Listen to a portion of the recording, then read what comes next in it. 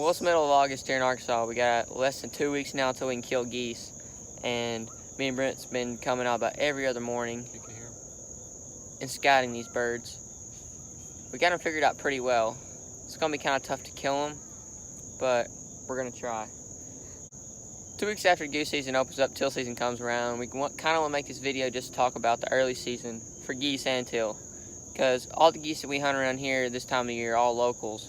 So these geese, most of them have just been able or started flying probably less than a month ago, and we think we know which field they're hitting.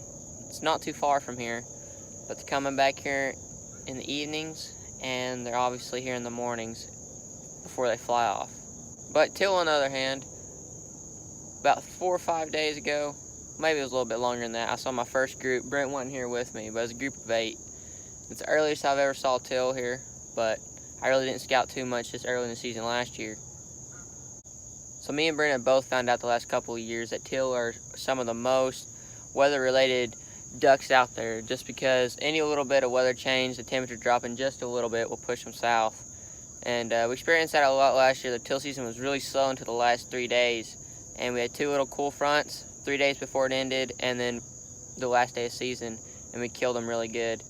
Temperature don't have to drop too much. I know last year there was many days we were hunting, it was around 75 degrees, 70, 75 at night, getting up around 85, 90 during the day. But the days that we killed them really good, it was in between 55 and 60. And they're big flocks that you can tell we're definitely migrating through. But like I said, I saw my first flock not too long ago, just a few days ago. And we're going to try to be out here as much as we can watching these geese, and then just watching to see if we can see any more teal. Because like I said, they've all obviously already started migrating. Not a whole lot of them, but some of them has. And if we get a couple little cool fronts here in the next couple of days, I'm sure we'll start seeing a few more. Over the past couple of years, I've also figured out teal, especially the blue wings, really like to hang around mud flats. If you have any of those in your backwater areas or on your main river areas, I'd really be looking out for them, just because if you're not around a major crop fields and stuff like that that'll flood, the teal in the area seem to really like to stay around the mud flats and feed on the little bugs and stuff that are in them.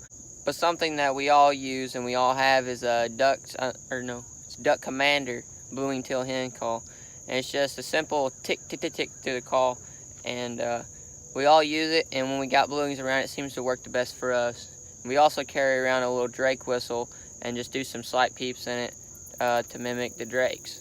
But other than that, for decoys, all we use is our older mallard hen decoys. The reason being is because teal, when they come through, they're not plumed out like in their breeding feathers yet, so they're all really brown with a little bit of blue on their wings. And the mallard hens mimic an oversized teal, blue wing teal, and we normally throw out a couple dozen of those, maybe up to 3 dozen, depending on where we are. And last year we had 1 lucky duck. This year we have 2 or 3, so we're going to throw those out there, and the teal this time of year seem to really love them. But we live in Arkansas, as y'all guys know, and Max Prairie Wings is just a couple hours away, and they had a big old fall festival the other day. And me and Brent both bought new waders. I'm not for sure, I think they're like the Alpha Max.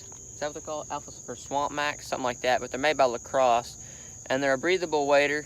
They're about $300, but they're really thin, and the feet on them are very, very warm, but the tops are breathable and pretty thin. Yeah, the feet are like 1,600, and I think these are like 60 or something like that, is what he said. Which don't sound like that much, which obviously they're not like a normal wader. They're pretty, like I said, they are pretty thin. But the hunting that we do is normally all walking in or by just a little boat. And stuff that we've dealt with in the past is putting on a lot of clothes, walking in normal waders, and then sweating and get super cold.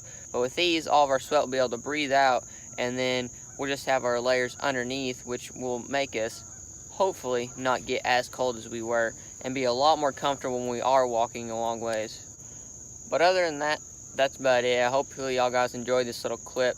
Hadn't made a video in a long time, so I thought we better put something out. Like I said, we got 2 weeks till goose season, and then 2 weeks after that we got our teal season. So hopefully a few of these tips helped you, and hopefully all y'all guys can get out there.